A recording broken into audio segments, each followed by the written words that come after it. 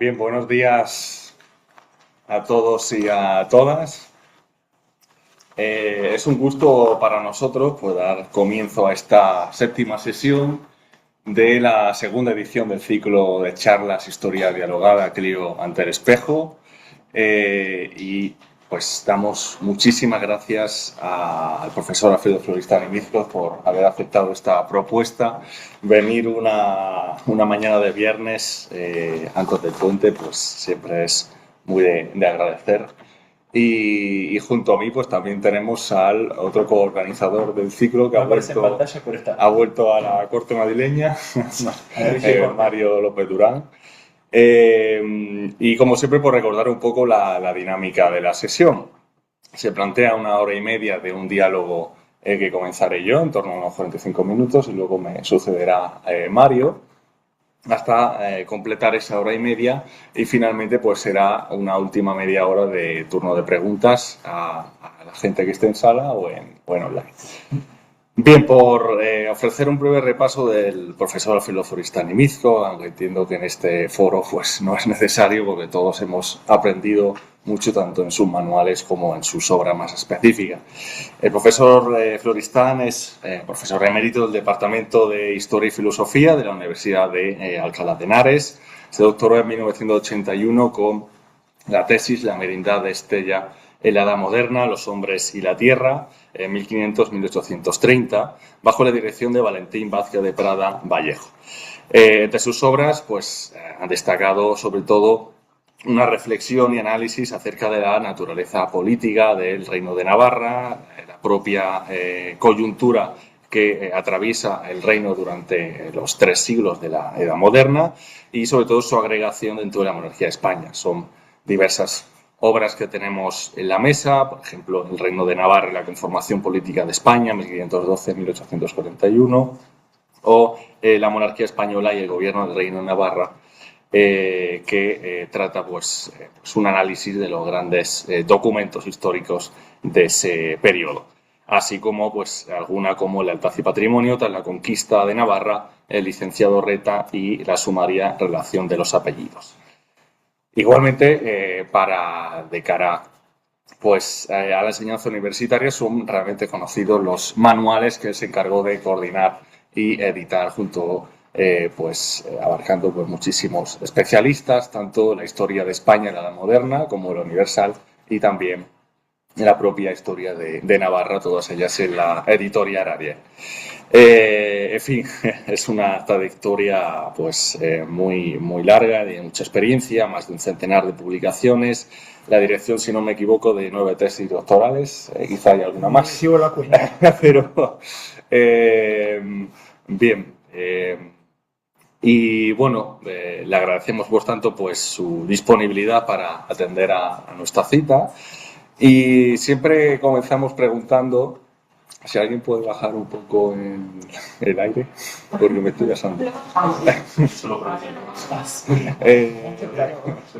No voy a aguantar.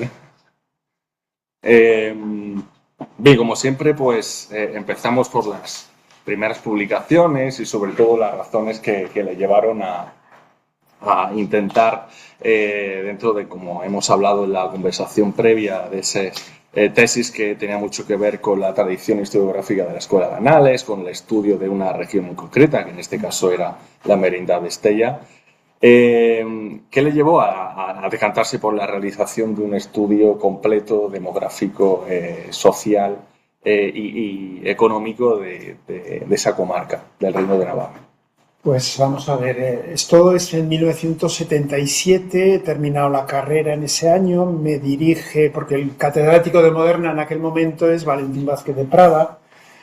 Él había comenzado haciendo una historia política, las relaciones de Felipe II con Francia, conoció a Fernán Brodel en el Archivo General de Simancas y Brodel le invitó a trabajar con él y durante 3 o 4 años estuvo en Francia trabajando la transcripción y el estudio de las letras, de las cartas comerciales. Luego él se recicló, digamos, y se acercó a la historia económica y social. Llegó a ser catedrático en Barcelona, sustituyendo a Vicens Vives, nada menos. en los años 70. Y entonces cuando él vino a Pamplona fue profesor mío de Moderna, recién llegado él, fue profesor, y entonces él es un hombre que había trabajado mucho historia económica, social, demográfica, y cuando pues, se me planteó qué trabajo emprender, pues él le pareció oportuno trabajar lo que nunca se había trabajado en Navarra, que era temas de historia demográfica, economía rural, sociedad rural. En aquel momento, los años 80, 70, 80, estaba de moda o tenía un gran empuje en la historiografía española por influencia de la escuela de Anal, de los franceses, que habían llegado a España fundamentalmente a través de un profesor de Galicia, Antonio Eiras Roel, que os sonará.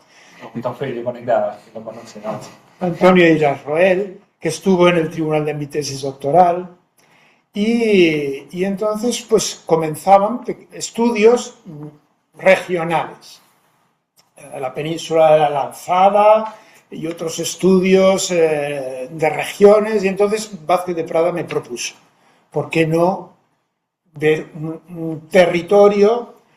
Y entonces, sopesando que tuviera una cierta dimensión, unos 2.000 kilómetros cuadrados, una cierta entidad de población, una pequeña ciudad, Estella, variedad geográfica, al norte sierras prepirenaicas, ganadería, montaña, al sur hasta el Ebro, tierras, las riberas, donde es muy fácil roturar, puedes tener magníficas cosechas, pero tienes años de sequía espantosos. Ese contraste es lo que me propuso, y entonces yo empecé la tesis en el año 77 y básicamente trabajé por ese motivo, incorporar al panorama español. Sabíamos, gracias a Eiras Roel y sus discípulos, mucho sobre Galicia, empezábamos a saber también algo del mundo mediterráneo, muy poco sobre Castilla. Al final la conclusión que yo saqué es que Navarra era un modelo también de transición entre el mundo del Atlántico, donde la llegada del maíz supuso una revolución, y el mundo del Mediterráneo con otras características. En mi tierra fue el vino, el gran revulsivo, lo que permitió una cierta especialización comercial, que permitió que cada vez, digamos, los intercambios fueran más fluidos y por lo tanto la rentabilidad mayor, la productividad mayor. Los que en el norte tenían muchos pastos y animales vendieron a los del sur, que tenían muchas tierras y que cultivaban más trigo, y a los de los valles intermedios, que los llenaron de viñas para vender, sobre todo en Guipúzcoa, y también exportando al norte de Europa otros productos. Ese fue el planteamiento. Y bueno, la documentación era muy abundante, bien conocida, los archivos parroquiales sobre todo, pero en el Archivo General de Navarra también había algunos catastros de riqueza territorial muy buenos, procesos judiciales, por ejemplo, sobre roturación de montes y series de diezmos. Dos grandes monasterios tenían sus libros de rentas, en fin. No fue difícil, fue trabajoso, pero en 4 años más o menos pude levantar una tesis doctoral que tiene ese título. Al final, los hombres y la tierra. ¿Cuál fue el equilibrio demográfico, el equilibrio económico?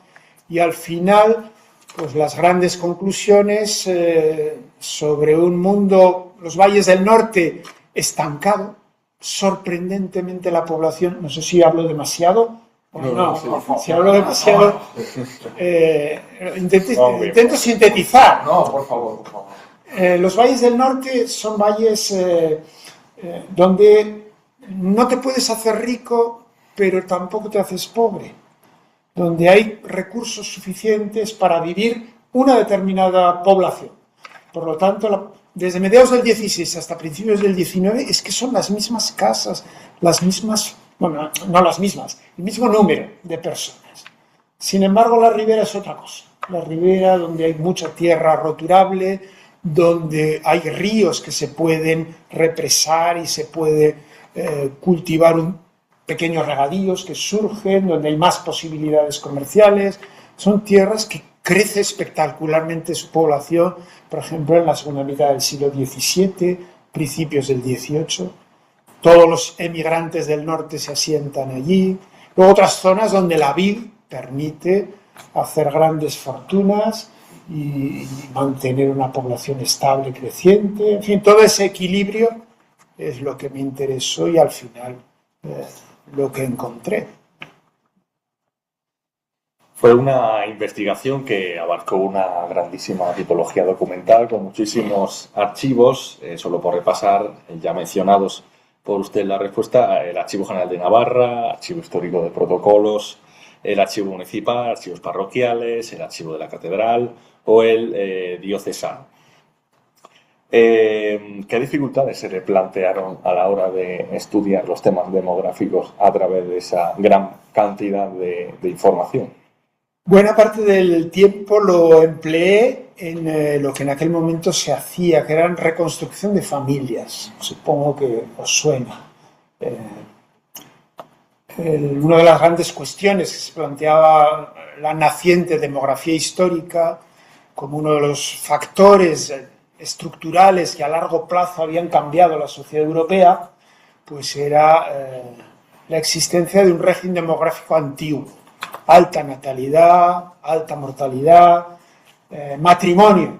Se casan jóvenes, cuándo se casan, cuántos hijos tienen, todas esas cuestiones que estructuralmente pues no tenían respuesta. Sabíamos cuánto crecía la población a través de los libros de fuegos, libros de familias, los primeros censos de finales del 18, luego las series, las parroquias, sabes cuántos se bautizan, cuántos mueren, cuántos se casan todos los años, tienes una idea aproximada, pero el intríngulis, el equilibrio interno de esas demografías, ¿cuándo cambia eso? Pues era necesario hacer una reconstrucción de familias. Y entonces yo elegí un par de parroquias, una grande en el pueblo de Cirauqui, las elegí por interés, una villa grande vitícola y por pragmatismo. El archivo parroquial me lo facilitó.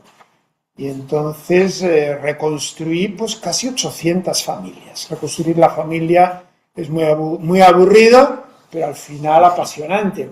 Fulano se casa con mengana y luego vas viendo cómo van naciendo los hijos, las hijas, van muriendo ellos y acabas teniendo una idea de cómo ha sido su historia familiar.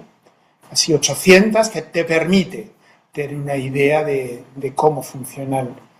Y eso se añadía a lo que habían hecho en Galicia sobre todo, pero también en otros lugares, en Castilla-La Mancha, en el Levante, para tener una idea de que el modelo demográfico del antiguo régimen español pues era ligeramente distinto del francés, que era donde encontrábamos la mayor parte de referencias y tenía sus pequeñas características, pero es un trabajo que al final nos resultó redundante, es decir, añades un poco más y luego pues te das cuenta con los años, quizá, que añadir dos cifras, dos decimales, no añade mucha precisión, que no es necesaria tanta precisión para llegar a los resultados suficientes.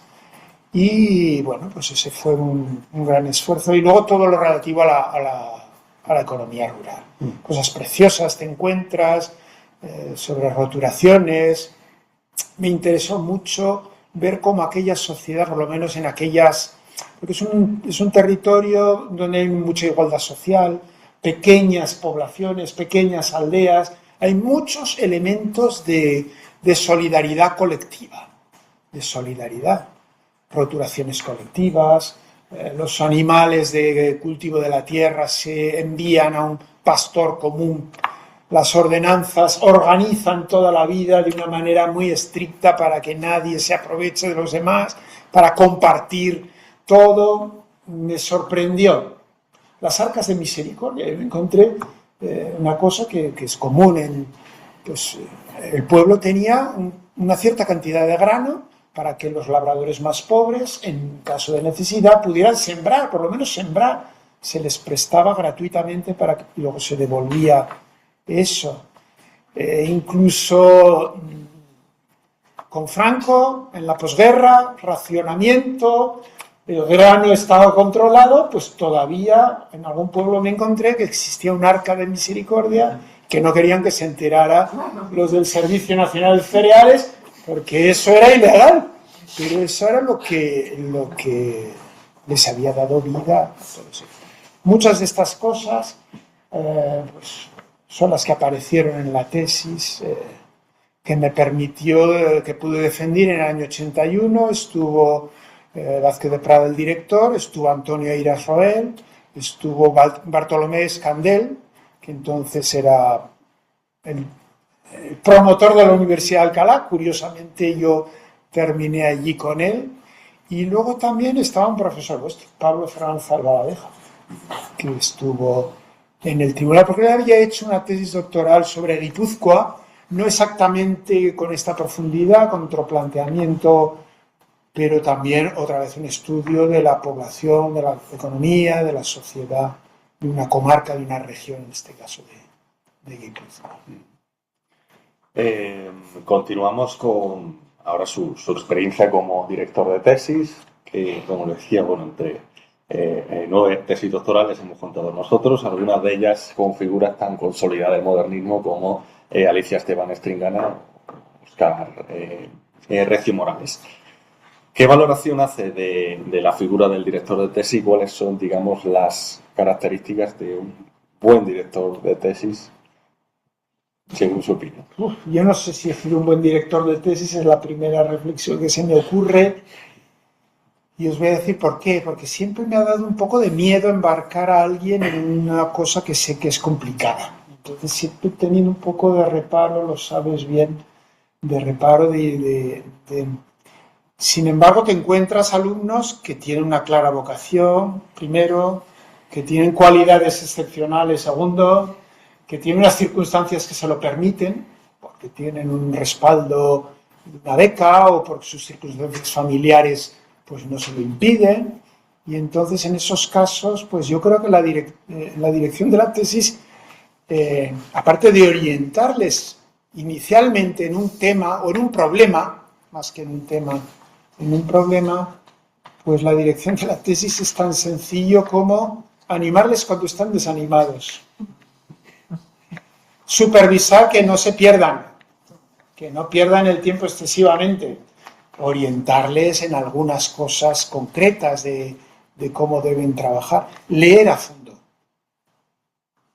constantemente todo lo que van escribiendo, porque es la única. Y luego darles libertad.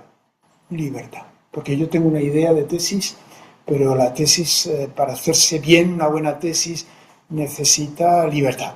Libertad para perderte, libertad para encontrar un camino propio, libertad para hacerlo. Quizás reproduzco un poco el planteamiento. Mi director de tesis, Valentín Vázquez de Prada, no sabía nada de Navarra, de demografía histórica de esa comarca, de economía, conocía las fuentes, pero me dio siempre una enorme libertad.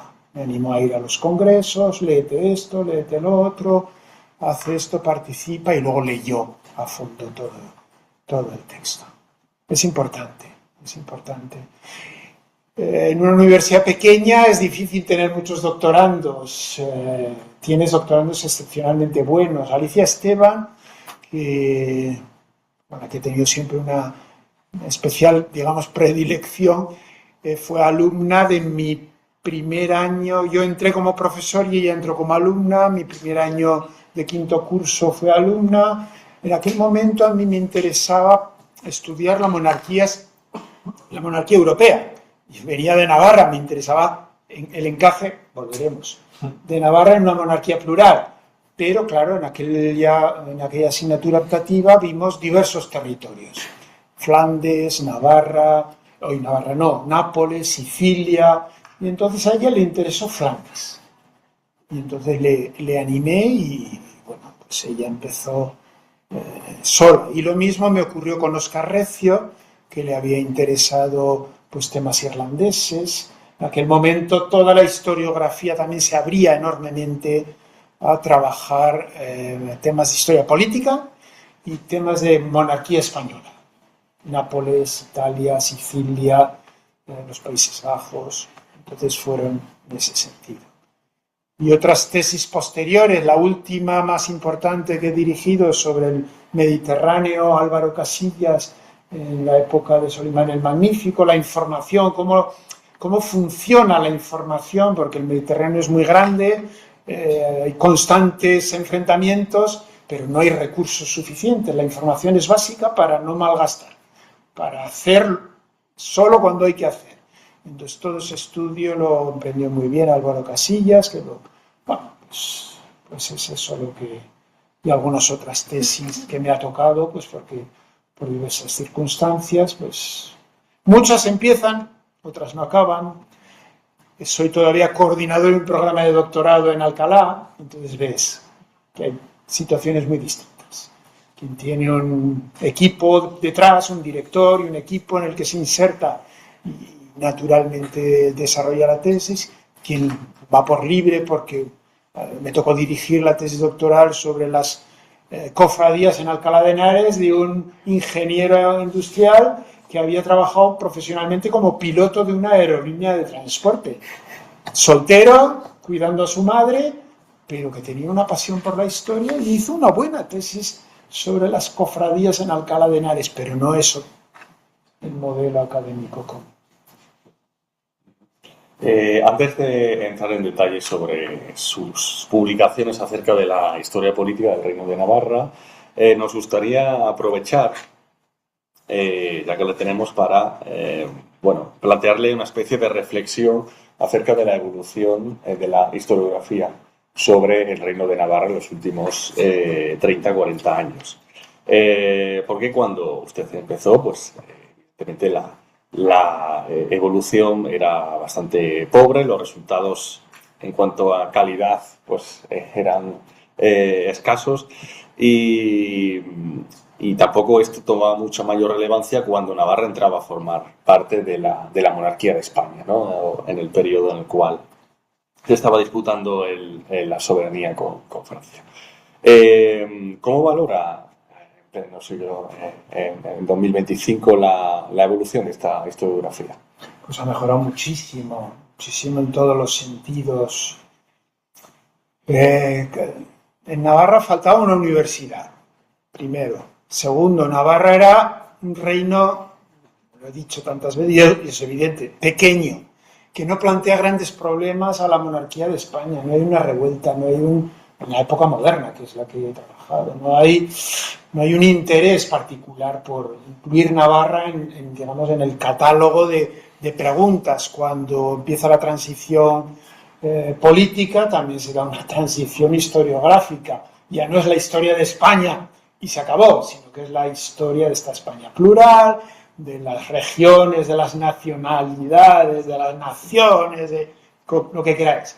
Y cuando se hacen en los años 80 y 90, pues recuentos de la España del siglo XVIII, un capítulo País Vasco, otro capítulo Cataluña, otro capítulo Valencia, otro capítulo Castilla, o incluso más ampliamente Sicilia, Nápoles, tal, en estas encuestas colectivas, en estos palimpsestos, nunca está Navarra. ¿Por qué? Por pequeña. Primera respuesta. Segunda, porque tampoco los navarros teníamos materiales suficientes. Hay un cierto retraso, lógico, no había universidad. Vázquez de Prada llega a la Universidad de Navarra pues en el año 92 o 93, había muerto su mujer, entonces se traslada con su familia, deja, digamos, la bicoca de Barcelona, que tenía también sus problemas, y se va a una provincia, a una universidad nueva, pero eso permite que empiece a surgir a reavivarse un moderna y contemporánea, porque él llegó como catedrático de ambas, de moderna y contemporánea. Ignacio Olavarri, un catedrático de Historia Contemporánea, hace la tesis 5 años antes que yo.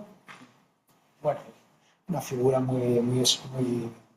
Y yo soy la primera tesis de Historia Moderna que se publica, que da lugar. Porque sí que había un profesor, un catedrático de Historia del Derecho, que había sido rector de la universidad, a ver si me sale el nombre, que se me olvidará. Bueno, que sí que había impulsado estudios de historia institucional. Las Cortes de Navarra, la Diputación de Navarra, el Consejo Real de Navarra, el Fuero General de Navarra, ya me acordaré en su momento, pero no de historia general. Y entonces, luego posteriormente llegaron nuevas tesis, Jesús Marius Unariz, sobre el señorío, los virreyes del siglo X, la nobleza, quizá estudios más de historia social. Después del mío, las grandes tesis han sido tesis de historia social. Y esto ha permitido el desarrollo de la historia social. Primer factor, digamos, cuando ya se ha consolidado un elenco de alumnos que a lo largo de los años han ido trabajando y dando lugar a tesis, bueno, pues podemos decir más sobre Navarra, es que antes no podíamos decir mucho. Esa es la realidad. Julio Caro Baroja, lo mencionabas, decía de Navarra, en ese libro de la hora Navarra, decía: Navarra es un país de guerras civiles, agramonteses y beamonteses, y de guerras civiles, carlistas y liberales. ¿Y entre medio qué? ¿Qué pasa? Hay unos navarros que son gente muy trabajadora, muy ordenada, muy capaz de hacer riqueza, como Goyeneche y otros. Entonces esa zona intermedia es la que faltaba. Y entonces se ha ido mejorando. Luego otra cosa que ha ayudado muchísimo, y el Parlamento de Navarra contó con un archivero bibliotecario extraordinario, Luis Javier Fortún, quizá no le conocéis, compañero mío de una promoción posterior, mucho mejor cabeza que la mía. Lo que pasa es que él se dedicó a esta función y ha favorecido que se editara las actas de las Cortes de Navarra, y esto ha permitido empezar a conocer la historia política de Navarra. En cualquier caso, no ha habido una aproximación a una historia política del Reino de Navarra, digamos, de corte tradicional, hasta prácticamente ahora.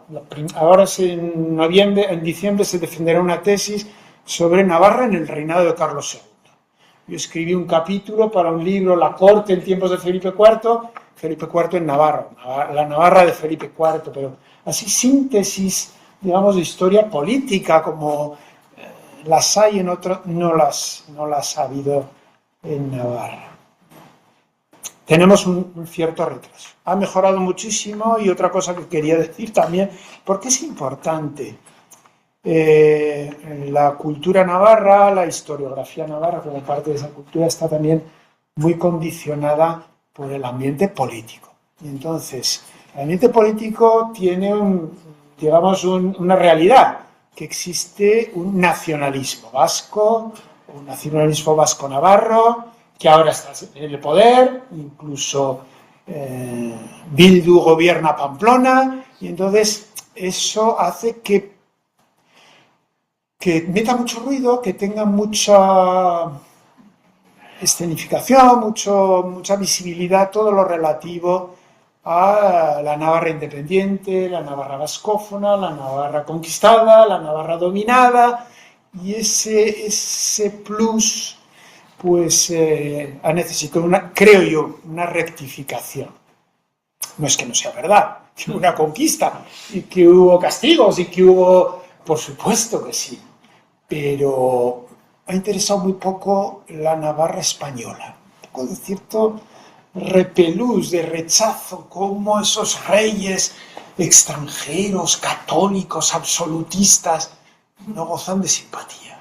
No entiendo muy bien por qué. Se simpatiza más con los reyes franceses de Capetos, Evreux y compañía, que son unos reyes por la gracia de Dios y que arrasan el barrio de la Navarrería cuando hay una revuelta en 1276, y desprecian, pues, digamos, el tiempo en el que los navarros se incorporan a un proceso que es extraordinariamente moderno, que es incorporarse a una monarquía plural, una monarquía hispánica, y también a una empresa mundial, que es la ocupación, la conquista del mundo, el imperio. Los navarros se incorporan a estas dos realidades, y yo creo que no es menos interesante, ni mucho menos, esos tiempos, pero la historiografía nacionalista pues Y luego tenía mucho peso siempre la historia medieval. Lógico, Reino de Navarra, reino independiente. Desde 1512 no hay historia de Navarra. ¿Por qué? Porque no es un reino independiente, porque no tiene reyes propios. Claro, pensar que los reyes son los protagonistas de todo, yo creo que no.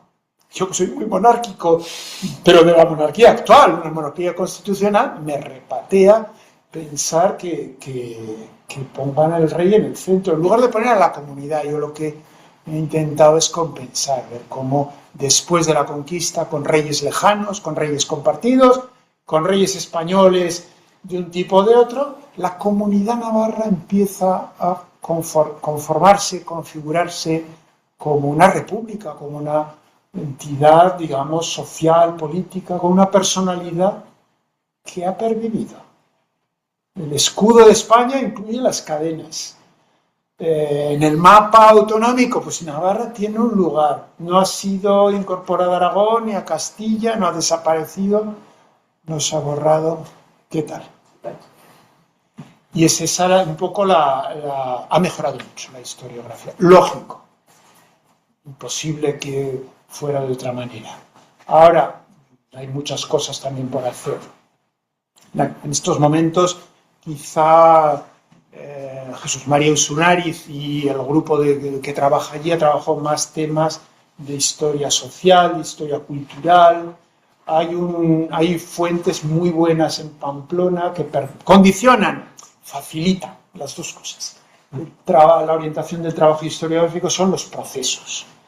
El archivo diocesano, la curia del obispo ha mantenido un archivo diocesano extraordinario para cuestiones de matrimonio, por ejemplo, violencia. Y el Archivo General de Navarra también. Las series de los grandes tribunales, la Corte Mayor y el Consejo Real y la Cámara de Comptos tienen y están informatizados. Lo esencial de los procesos, es muy fácil trabajar con esas fuentes. Pero más historia cultural, historia social, menos la historia política tradicional. Siguiendo en la línea, como le avanzaba, respecto a la reflexión que ha realizado en sus obras sobre el gobierno político del Reino de Navarra, estamos en una coyuntura de conquista, ¿no? En 1492 se conquista el Reino Nazarí de Granada, luego pues progresivamente los reinos de Indias y la conquista de Navarra en 1512. Nápoles 1504. Nápoles 1504. Es más cercano y más interesante para los navarros, porque es Fernando el Católico y es también una cuestión con el Papa y es Italia. Tiene mucho que ver Nápoles con Navarra, sí, más que Granada. Sí. A partir de esa conquista de 1512 ha habido una historiografía que siempre ha mantenido la idea de una continuidad de esos privilegios o fueros que se han mantenido pues casi intocables, ¿no? Pero usted ha puesto de relieve en sus obras que también se han dado cambios políticos de envergadura. ¿Podría hacer un repaso de los que se dan, por ejemplo, cuestiones como la diputación, la ampliación de prerrogativas de las Cortes, sí, modelo de negociación con el monarca? Pero antes se me han olvidado dos referencias de modernización muy importantes, dos tesis doctorales. Fernando Chavarría, no sé si lo conocéis, quizás sí, hizo la tesis en Florencia con un doctor portugués.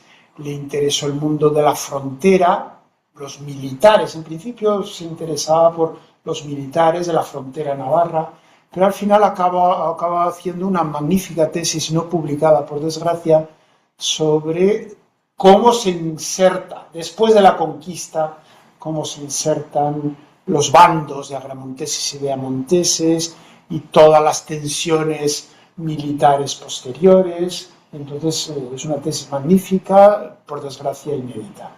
Y luego, a propósito también de dirección, cuando diriges un trabajo de investigación necesitas también pues, un fondo y una financiación.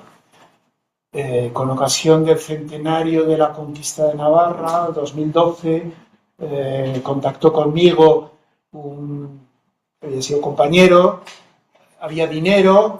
En el Archivo General de Navarra se ha conservado los fondos personales de un veneciano, Juan Rena, eclesiástico, que vino a Navarra en 1512, hombre todopoderoso, mano derecha de Fernando el Católico para los asuntos navarros, que, digamos, ascendió en su influencia hasta acabar siendo, morir como obispo de Pamplona, un año solo, pero bueno. Juan Rena es el hombre que lo mueve todo, que lo ve todo, que maneja el dinero, que tiene los contactos, y el archivo de Juan Rena es una mina, es una joya. Bueno, pues la tesis doctoral que hizo también en Florencia, no va a salir el nombre, Escribano, José Miguel Escribano. Ahora está trabajando en Sevilla estuvo de profesor en Florencia, profesor en Sevilla, en la Pablo de la Vida, con Jung, con Bartolomé. Entonces él hizo un... jubilado. Sí, somos más o menos de la edad.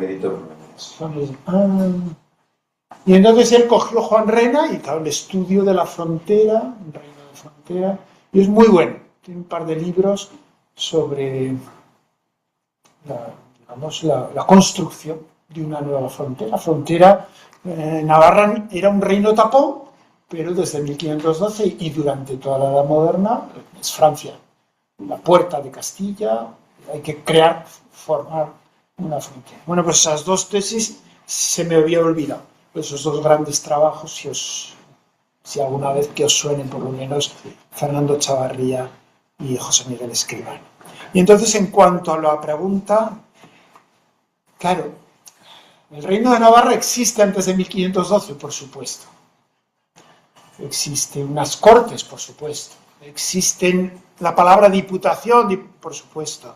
Existe una Cámara de Comptos, existe un Consejo Real, pero muchas de estas cosas son o muy tardías. El Consejo Real es de los años 1490 y tantos. Es el último rey, Juan de Albret, el que crea un moderno grupo de letrados para, digamos, gobernar con ellos al margen de los grandes señores banderizos. Las cortes están funcionando desde el siglo XIV, pero las cortes funcionan un poco como en otros lugares de Francia, que son reunidas anualmente durante pocos días, conceden un servicio, pero sabemos muy poco de nada más. Realmente no tenemos cuadernos de agravios, peticiones de leyes,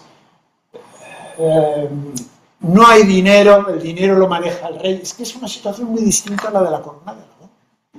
El rey de Navarra, los franceses, los hebreos, montan un reino que es de unas dimensiones pequeñas. Me reía leyendo a una compañera mía, catedrática de Historia Medieval, Eloísa Ramírez Vaquero, en la Pública de Navarra, que ha hecho una buena síntesis reciente sobre el reino medieval, y dice, es que Navarra es como un condado francés o un condado alemán, es que no tiene más entidad, es un reino, pero... Y entonces todos los dineros lo maneja la Cámara de Comptos, es el rey el que tiene el dinero, el que lo maneja, son sus hombres el que lo recaudan, el que paga, todo. Y entonces esto, las cortes tienen muy poca vida. Yo creo que realmente existen, pero son muy distintas a lo que ocurrirá después. Realmente los grandes cambios institucionales son posteriores a la conquista. Claro, decir que el reino de Navarra es más un reino moderno que medieval, es ir en contra de todos, porque todavía sigue pesando mucho esa idea. Si el reino es independiente, si tiene reyes propios, es más reino, que es un reino que ha sido conquistado o incorporado a Castilla, que forma parte de una monarquía plural, que es reino, pero también Sicilia, Nápoles. Absurdo, absurdo. Quizá modelo europeo de integración europea ahora nos permite entender de otra manera, pero para la historiografía vender la edad moderna es muy difícil. Y entonces hay muchas cosas que cambian. Por ejemplo, las cortes. Realmente las cortes, los primeros libros de actas que se llevan con regularidad, pues son desde 1530 en adelante. En 1530 el secretario recopila documentación desde 1503. Nada anterior. Algún papel suelto, noticias, nos hemos reunido. Las guerras civiles lo han destrozado todo. Los reyes que se emigraron se llevaron los papeles. No, porque es que no aparece en ninguna parte. No tiene sentido. No se puede negar la evidencia. No han madurado. Las cortes no han madurado. Sí madurarán después. Y entonces empiezan libros de actas con regularidad. Desde 1553, cada reunión se edita un libro de agravios reparados, leyes concedidas y una serie. En el caso de Navarra, la singularidad es que termina todo en 1829. La última reunión de Cortes es 1829. Es decir, esa inercia puede verse de dos maneras. Yo al principio la veía así. Poco menos que los navarros son unos tíos grandes que saben hacer las cosas bien, o que existe un destino manifiesto, pero no es una cosa tan sencilla como que las cortes, al ser cortes forjadas, ahormadas en el siglo XVI, son cortes útiles, útiles para el rey, útiles para los navarros, tan útiles que no se plantea en ningún momento el rey desconvocarlas o no convocarlas, que es lo que dice en Castilla o en la Corona de Aragón, o los navarros buscar otras vías de negociación. Es que las cortes funcionaban con todos los problemas, con todas las deficiencias, lo que queráis, pero funcionaban bien. De hecho, en el 18, cuando los reyes ven que el traslado de las aduanas es necesario, porque el contrabando es muy dañino, en Navarra hay que trasladar las aduanas. Lo ensayan a las bravas, como en Guipúzcoa y Vizcaya, traslado forzoso. Es un fracaso. Muy difícil. Hay que convencer a los navarros. Y pues repetidas veces en las cortes plantean el traslado de aduanas. Un traslado condicionado, un traslado con compensaciones, pero que los navarros estén de acuerdo. Y los navarros están divididos, unos quieren, otros no quieren, desventajas y desventajas, pero han negociado otras cosas. Por ejemplo, el estanco del tabaco, que daba mucho dinero, al principio era del reino, pero el rey dice, pues, el estanco del tabaco lo manejo yo, y llega a un acuerdo con el rey tiene argumentos para presionar, y bueno, lo pongo como ejemplo de que al rey le interesó hablar con las cortes, sacar dinero. Y con las cortes era más fácil que de otra manera. Y en ese sentido es un buen ejemplo de cómo se ha desarrollado. La diputación también. No existe una diputación anterior a la conquista. Mientras hay una reunión, hay algunos que son diputados de los tres estados, tres brazos. Reino pequeño, tres brazos, poca gente. Se reúnen juntos, no como en la Corona de Aragón por separado. Eso es muy fácil de entender, mucho más fácil de entenderse. Y entonces hay diputados mientras hay una reunión. Pero es lo mismo que en la Corona de Aragón había sus tratadores, dicen los tratadistas. Hombres que hablan con los ministros del rey para resolver los asuntos, los presentan, diputados. Pero una vez que termina la reunión, todo se disuelve. Esto cambia en 1569. La corte se instala en Madrid, se dan cuenta de que los grandes capitostes, el duque de Alba, el marqués de Cortes, han desaparecido, ya no tienen la... Tenemos que ir a Madrid y hablar directamente. Y eligen a una persona, dos personas o una persona. Eso es muy caro, mantenerlo en Madrid. ¿Quién le controla? Hay que controlarlo. Entonces, el sentido que tiene, se crea una diputación que sea la que controle a esa persona. Ese ensayo fracasa por diversos motivos, pero ya desde 1576 se ponen de acuerdo. Bueno, tiene que haber un grupo de personas que estén al tanto de los asuntos entre cortes y cortes y eligen un eclesiástico, 2 nobles, 4 caballeros. y además es un modelo raro. En la Corona de Aragón es paritario por estamentos y además en la Corona de Aragón es un sistema de sorteo. Aquí no. Aquí los representantes de Pamplona y de otra de las villas pues son los que han ido a las Cortes, no hay que elegir. Pero entre los nobles y entre los eclesiásticos sí que hay elección. Se elige al diputado, no se sortea, no hay como en Castilla, sistema de turnos, sistema de elección por la ciudad. Y entonces esa diputación funciona muy bien. Y tiene junto a ella pues un staff que se crea, síndicos del reino, que son abogados generales del reino, un secretario y poco más. Muy poco dinero. Vas a Valencia y tienes un Palau de la Generalitat, donde hemos visto salir a Amazon y entrar al nuevo. Y vas a Barcelona y también había en Zaragoza, quedó derruida pero las generalidades tenían mucho dinero. Tuvieron grandes palacios. La Diputación malvivió de prestado en unas oficinas que le prestaba el Cabildo. Tiene mucha importancia el Cabildo catedralicio, que era un cabildo regular, no secular, donde los caminos tenían mucho dinero, eran las principales familias del reino, enfrentadas con el obispo. El Cabildo catedralicio, se puede decir, sirvió de protección a todos estos hombres porque les facilitó.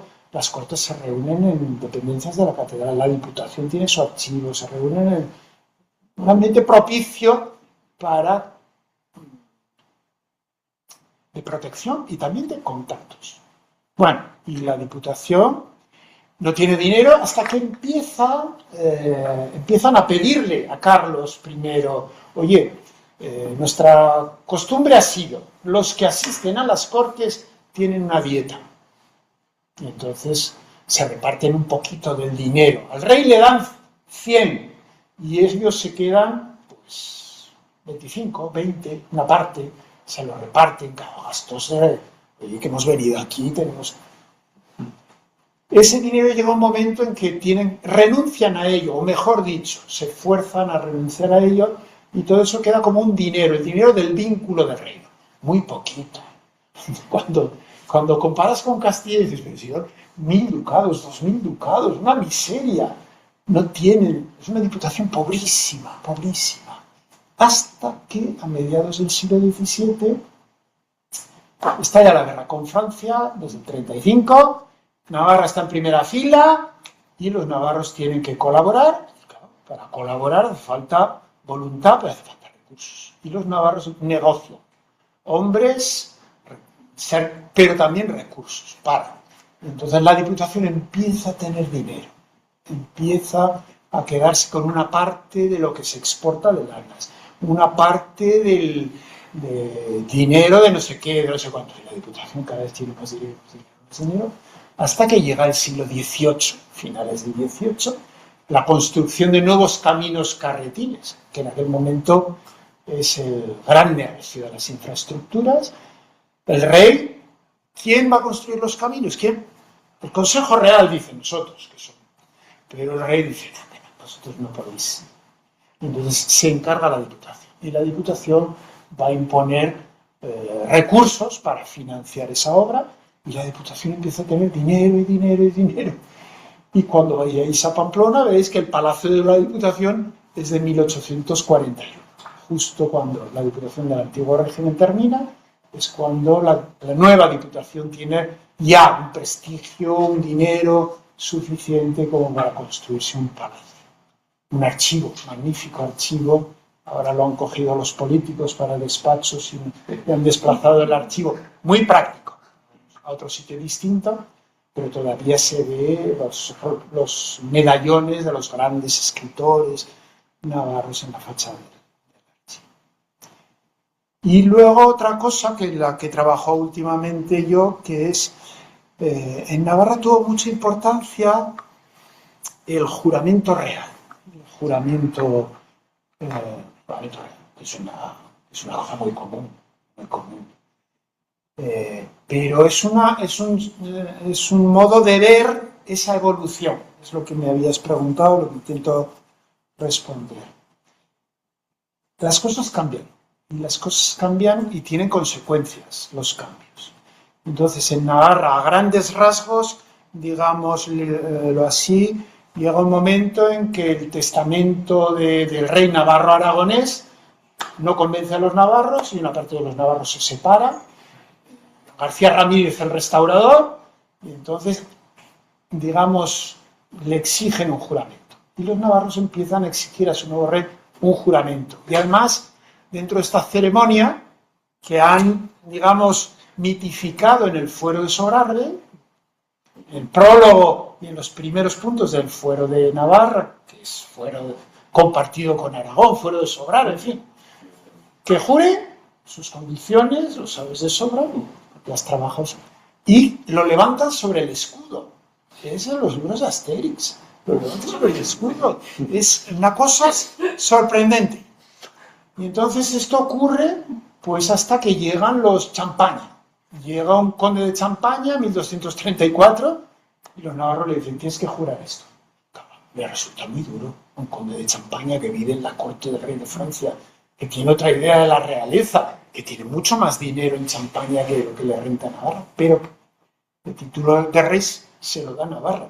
Entonces, pues jura los fueros, bueno, como puede, llegan a un acuerdo, pero ya su hijo dice, o él mismo dice que al Papa me han forzado, dispénsame del juramento.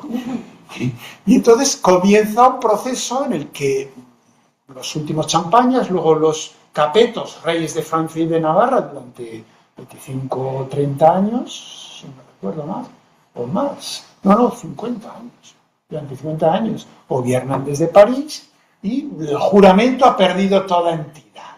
Se ha desnaturalizado, no le levantan sobre el escudo, no viene el rey a jurar a Pamplona, lógico, ¿cómo va a venir un capeto a jurar a Pamplona? Es que si empleo este tono en Pamplona, no casa, no cuaja, porque el ambiente no es, pero es la verdad, es de sentido común. Pero claro, los capetos mueren y llega una rama, Valois-Evreux, que hubieran podido aspirar al trono de Francia. De hecho, Carlos II se mete en todos esos jaleos. Y entonces, cuando otra vez hay una, comillas, elección de rey, hay una crisis profunda, los navarros le hacen jurar al rey, Juan, y a su mujer, los levantan sobre el escudo y otra vez se recupera la ceremonia. Carlos II, 1350, Carlos III, 1390, Juan II, 1429, los últimos reyes, Juan y Catalina, 1494, son jurados y levantados sobre el escudo, se les unge, se les corona, se les entroniza, lo que no se hacía ya en España, nadie lo hacía. En Aragón los últimos reyes coronados son de 1412-14, yo creo que es el Trastámara el último.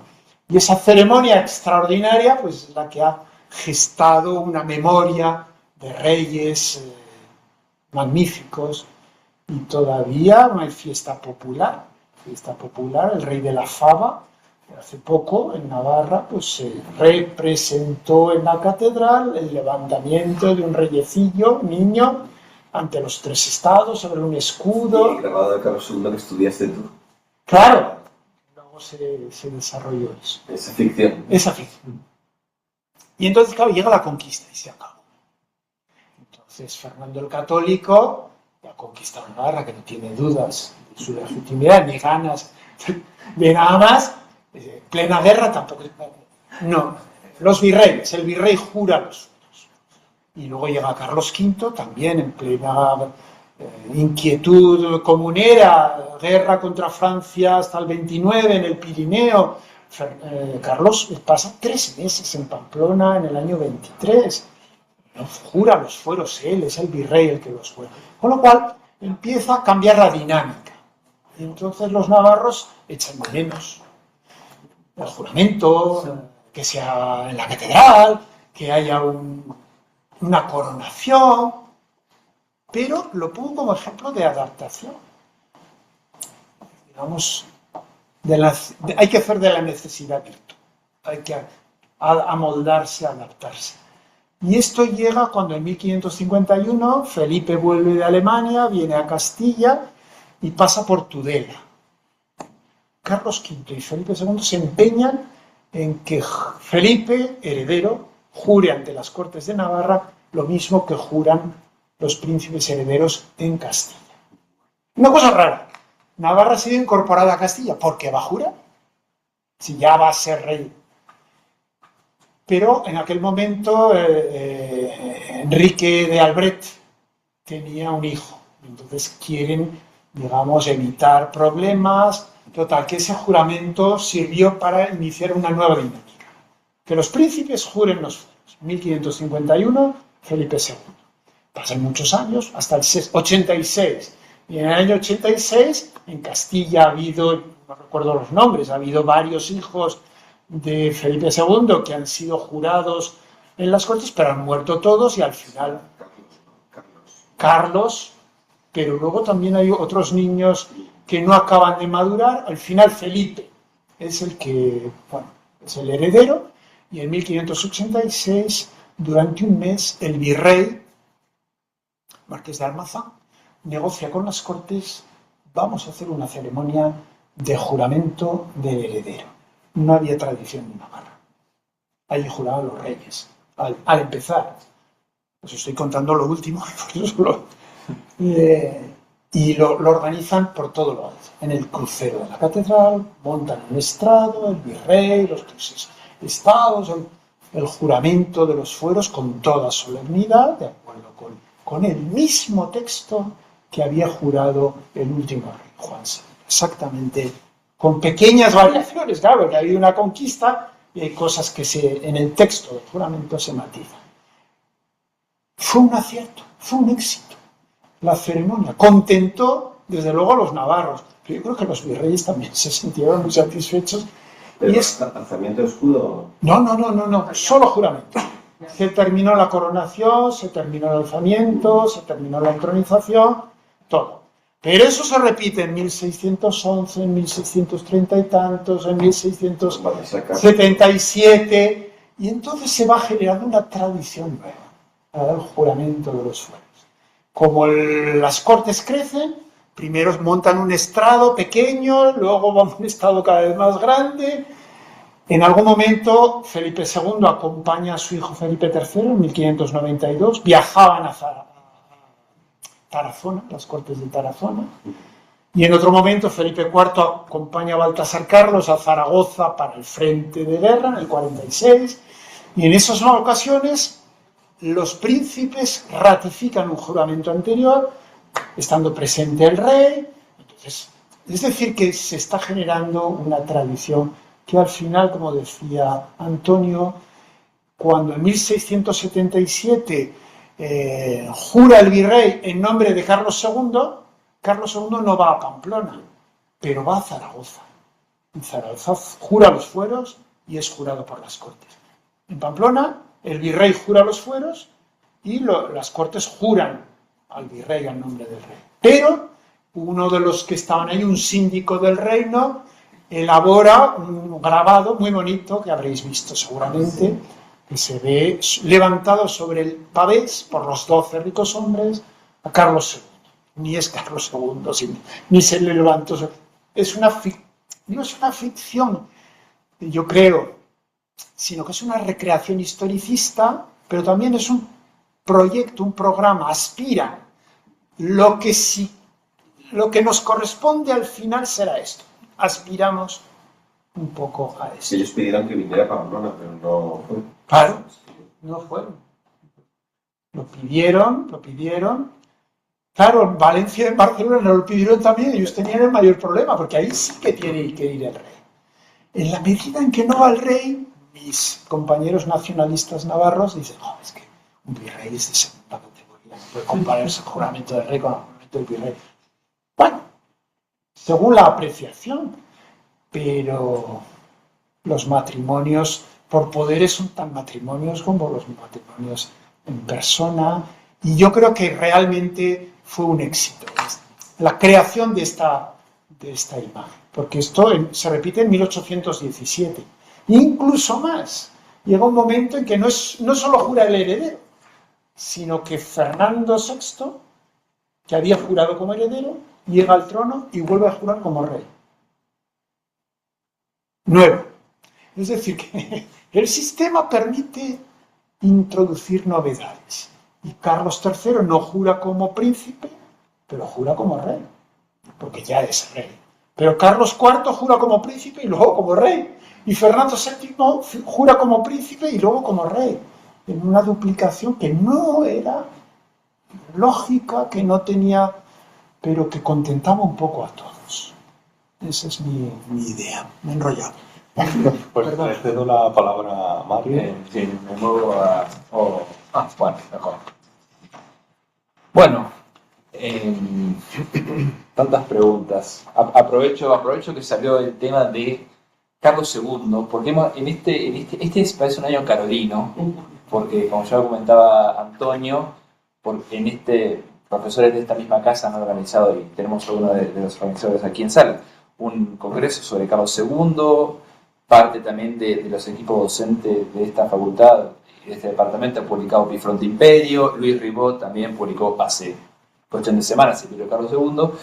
Podemos hacer varias preguntas, pero hay una que en particular nos interesa, Alberto, a mí, que es cuán útil y al mismo tiempo cuán limitante es el concepto de neoforalismo para explicar la relación que se establece entre Madrid, Carlos II, para su invitación, y Navarra durante esa segunda mitad del siglo XVII. Es decir, ¿cuál es la utilidad del término? Pero al mismo tiempo, y sobre todo poniendo en comparación con Cataluña, por ejemplo, que, bueno, en fin, ¿qué limitaciones también pone ese concepto en particular que ahora parece que revival, digamos, que ha vuelto al ruedo? Claro, yo escribí algo sobre eso, Antonio sabe mucho más porque escribió más, y es un tema pues, que tiene mucho atractivo. En el caso de Navarra, más que neoforalismo entendido, volver a unos fueros anteriores, respetar unos fueros que en algún momento no se habían respetado, restablecer un equilibrio que se había roto, contar con unas provincias o unos territorios, con unos hombres catalanes, valencianos, con los que no se había contado. Yo creo que no, que para Navarra no es correcto nada de esto. Nada de esto. La incorporación de los navarros a la monarquía como militares, como comerciantes, como eclesiásticos, como letrados, pues es muy anterior. Han entrado de forma natural, masiva. Han contado con una gran ventaja, que algunos de ellos son parientes de los invasores. Los guipuzcoanos es que son parientes, tienen relaciones sorianos, muchos sorianos, riojanos. Yo digo que son familias que no puedes... Navarra tiene mucha más relación con Castilla que con Aragón. Lógico, la Navarra del Este es una Navarra muy despoblada, muy pobre, como el Aragón occidental. Están las Bardenas, sos del Rey Católico, donde nació Fernando el Católico, pues es un territorio bastante poco poblado, todo eso. Y sin embargo, la zona occidental de Navarra tiene mucho contacto con Guipúzcoa, con Álava. La invasión del duque de Alba llega por allí, le ayudan los beamonteses vasco-parlantes, mal que les pese a algunos, que van en su ejército. Entonces esa integración es muy natural, por eso no hay un cambio. Otra cosa es que ya, conforme pasa el tiempo, cada vez más navarros entran al servicio del rey, de la administración. En la segunda mitad del XVII todavía más. Por una cosa, porque durante todo el siglo XVI se sigue dudando todavía de la fidelidad de algunos navarros. Algunos navarros, estos han trabajado con los franceses, se opusieron a la conquista, trajeron en algún momento, hubo que derrotarles, y como agramonteses y viamonteses se acusan mutuamente de ser unos traidores, porque rivalizan por el poder, por la influencia, para descalificar al otro. Es un mecanismo muy común, muy humano. Sois unos fascistas, sois unos no sé qué. ¿Para qué? Pues para mantenerlos al margen. Lenguaje cotidiano. Lenguaje cotidiano. Claro. Y entonces esto en Castilla todavía hay un cierto recelo con respecto a los navarros. Me acuerdo el gran jurista Martín de Azpilcueta. Martín de Azpilcueta le acusan de ser pro-francés. Entre las muchas acusaciones para cargarse a Azpilcueta, en los años 1571 está esta. Has favorecido, has promovido, has dicho que el rey de España no tiene derechos legítimos sobre Navarra. Una serie de acusaciones absurdas, porque él nunca se había pronunciado, pero todavía está vivo.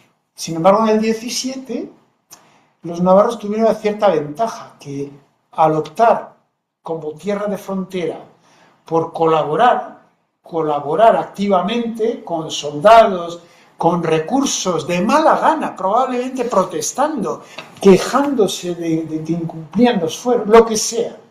Pero la frontera navarra fue una frontera segura, fue una frontera ayudada, fue enterrada. A lo mejor es un símbolo, y Fuenterrabía fue socorrida con éxito. En 1638 Castilla se movilizó, pero también los navarros acudieron masivamente. Fue un éxito. Se colgaron la medalla. Sin embargo, en Salses, lo equivalente, fue un fracaso. Una derrota, pérdidas. Los catalanes quedaron muy descontentos del apoyo del ejército real. Hubo muchos muertos. Significativo de cómo, digamos, había cuajado.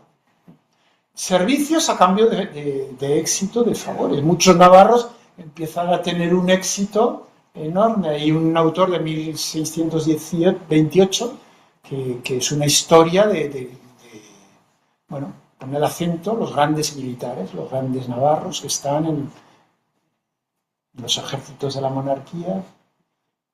El artículo de Javier Gil, los navarros o los aragoneses que se incorporan a la administración, pues plantea eso como Navarra es que es anterior y es muy masivo esa incorporación, es decir, que en ese sentido no hay un neoforalismo porque los navarros hubieran estado al margen o tampoco volver a los fueros antiguos, ¿no? Eso es lo que estoy diciendo.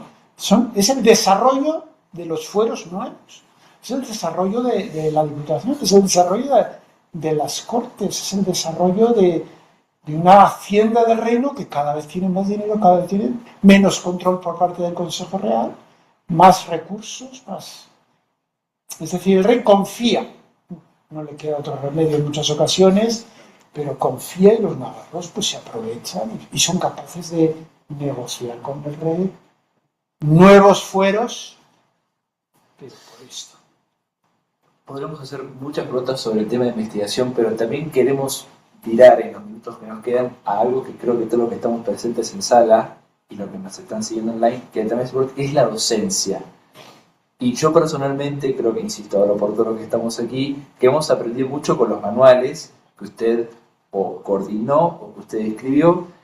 Y antes de entrar en ese tema, bueno, ¿qué significó esa idea de, bueno, voy a hacer un manual de historia moderna? Voy a escribirlo o coordinarlo, con todo lo que eso conlleva, porque hay que escoger qué temas van, qué temas no van, con quién escribo. Esto lo contó mucho con Luis Rebot también en su momento, que escribió también otro manual.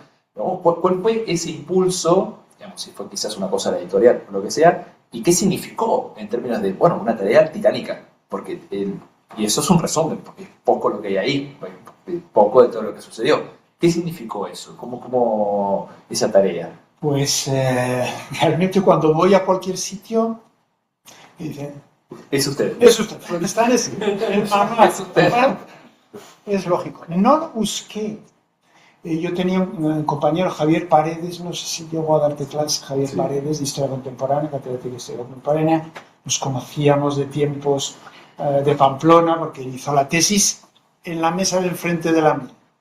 Y entonces la editorial Ariel, con la que él contactó, conocía muy bien, pues le encargó a él un manual de historia contemporánea con esta factura, dividido en capítulos, encomendados a especialistas, profesores de la asignatura Historia Contemporánea o Moderna Universal, que estén dando clases y que lo vean como un instrumento útil para sus alumnos, que les facilite una síntesis de los capítulos y de paso que se pueda vender así. Claro.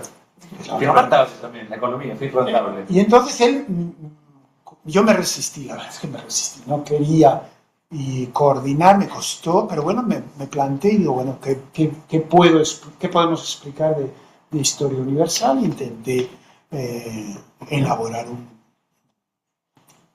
un índice, contactar con los profesores que conocía directamente y encomendarles capítulos. Yo hice, me acuerdo, sobre la reforma, que era el tema que me interesó en aquel momento, pero busqué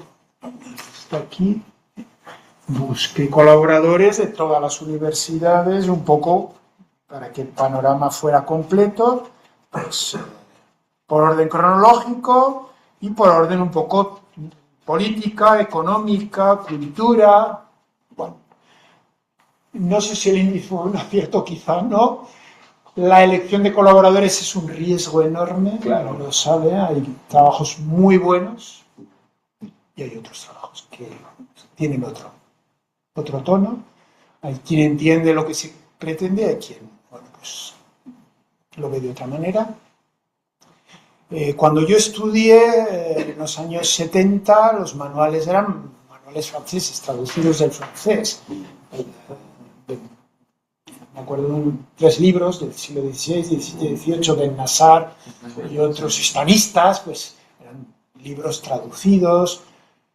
Lynch, norteamericano, que otros, eran manuales no españoles. Y entonces, de algún modo, luego, pues esto permitió, digamos, acercar. Había otros manuales, sí, otras colecciones de manuales. Tiene el inconveniente de que no es tan homogéneo como un manual. Luis Ribot ha hecho un manual suyo, con sus características, con su peso. Yo no sé cuánto han servido para los alumnos. No, si lo utilizan, como cuánto más, menos lo leen. Sé que, bueno, pues lo tienen ahí, lo pueden consultar y en algunos casos les salva la vida. 1 minuto hasta del examen. Y desde luego se vendió mucho y los primeros años pues funcionó. Me encargaron un segundo de Historia de España y pues eso es mi experiencia. Y ya no llego a ver bien qué hora es, porque los números son muy chicos, pero hemos empezado así bien. También en ese sentido, y teniendo en cuenta su dilatada trayectoria, no solo como investigador, sino también como docente, nos interesaría saber, particularmente, bueno, en su trayectoria, ¿verdad? ¿Cuáles son los componentes o lo que usted entiende que tiene que ser un buen docente y cuáles son las dificultades de enseñar historia moderna? Sobre todo cuando es historia moderna, es decir, universal. Entonces, si se incorpora a América, si se queda en Europa, y sobre todo cómo ha cambiado la forma de dar clase.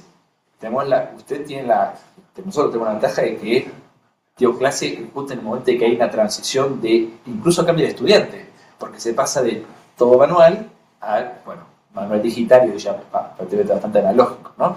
Bueno, ¿cuáles son los desafíos y cuál cree usted que es la clave para ser un buen docente, en su experiencia? La clave al final es pues amor a la docencia, ganas de trabajar, respeto al alumno y luego pasión por enseñar, por explicar las cosas, las grandes líneas, lo fundamental. Yo no voy a clase a explicar lo que yo estoy investigando. No, eso me sirve para entenderme. Pero yo procuro, ha sido alumno mío, me lo puede decir o no decir. Y entonces la docencia es muy complicada, somos de caracteres muy distintos, hay profesores lo mismo que en un equipo de fútbol, los hay delanteros, los hay defensas, pero la pasión, el respeto, Yo he dado muchos años historia universal moderna. Primero, escoges de nuevas, intentas en 15 semanas, que es el plan último, sintetizar los grandes temas. Expansión europea y descubrimientos, renacimiento, reforma, formación del Estado moderno, conflictos, y luego pasas a otra, es un poco de Francia, un poco de Inglaterra, un poco de los grandes temas. 15 semanas es muy poco. En Alcalá tenemos 2 horas de clase teórica. No sé cómo lo hacéis aquí, si son bloques de 2 horas es horrible. Para el profesor y para los alumnos más. Entonces intenta... Y luego la técnica varía. Tienes que ilusionar, hay que emocionar, tienes que dominar la clase, no puedes dejar que miren el teléfono. Pero es difícil mantener la atención. Entonces al principio era la pizarra solo. Luego eran transparencias, Luego ya ha sido el PowerPoint, imágenes. A mí me ha encantado y he llevado muchos años mapas desplegables a clase. Creo que es fundamental saber dónde están y ver las cosas en el espacio. Todas estas reacciones. Está enfermo en casa y entonces Cristina se ha escapado. Cristina, hemos escuchado a los...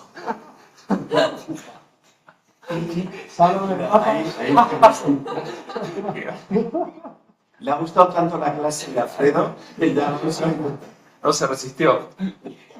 Y entonces, luego también acabé mucho el sistema. Tradicionalmente, yo empecé como profesor de clases prácticas. Vázquez de Prada daba las teorías y había una práctica que era básicamente comentario de textos, no más. Luego llegó Bolonia y entonces ya quedó claro que había que hacer seminarios de prácticas. Y eso me ha ayudado mucho porque a mí me gusta la docencia, me ha gustado siempre y me gusta la docencia. Y en las clases prácticas también.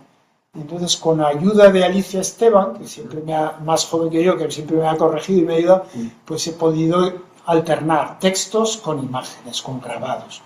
Y entonces yo creo que las clases prácticas, los alumnos, pues las agradecen porque es más participativo, más distendido. ¿Entiendes? No sé. Por ejemplo,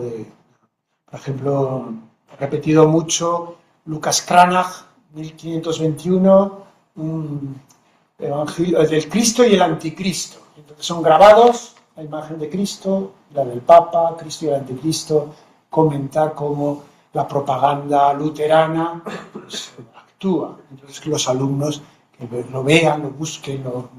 A mí me ha encantado siempre Pero la clase teórica es la clase teórica. Tienes que machacarles a los alumnos. Siempre se me han quejado de que doy mucha información, de que son muy densas las PowerPoint, que hay mucha información. Bueno, pues mejor para vosotros. He intentado ser claro, ordenado, llegar al programa y luego pues hay días que estás inspirado y hay días que no estás inspirado. Y punto. No tiene más tu día. Y antes de dar paso a las preguntas de quienes están acompañando, a Alberto y a mí, siempre nos gusta, sobre todo cuando es una trayectoria dilatada, cerrar con alguna reflexión en términos generales. Esto es, después de tantísimos años, bueno, todavía, claro. Bueno, y conocer personas, ¿verdad? Conocer con camaradas, colegas, ir a archivos, conocer archiveros, escribir, publicar. Bueno, ¿dónde está, cuál es el fuego, la motivación, la energía para seguir investigando? Incluso después de tantísimo tiempo y para mantener esa, ¿verdad? Esa energía, esas ganas de querer saber más, y es lo que siempre concluimos. ¿Cuál es su motivación, en términos más personales, ¿verdad? Ese amor por lo que uno hace. Cuando yo empezaba, la Universidad de Navarra tenía unos ciclos en los que invitaban jornadas internacionales de historia.